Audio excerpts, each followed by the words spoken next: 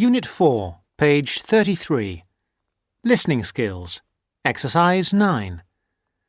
Now answer questions 5 to 10. I started psychology in the second year, which is where I am now. Lucky you. I'm not so sure. I've missed out on a lot of the basic stuff like that, and I will have to catch up in my own time, so I'm relying on you. Oh yes, I remember. What did you study before you changed? I studied law. Why didn't you continue? I found some of the subjects interesting enough. In fact, the criminal area was fascinating in general, but a lot of the law is very technical. It's full of little details which can be very difficult to understand. And I've got a terrible memory too. I could never get all the rules and exceptions into my head. My number one hate really was international trade, which was a minefield of rules and exceptions.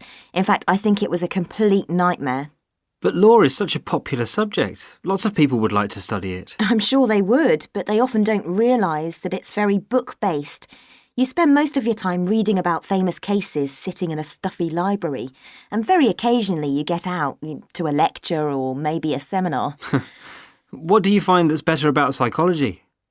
Most of all, I like the experimental psychology we have to study.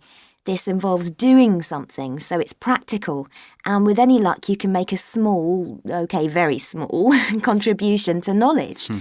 And it is so useful in many careers, for example, business, commerce, education. Law is too, you know. Yes, but the training is so long. You have to spend at least another 2 years on a professional practice course before you can start working.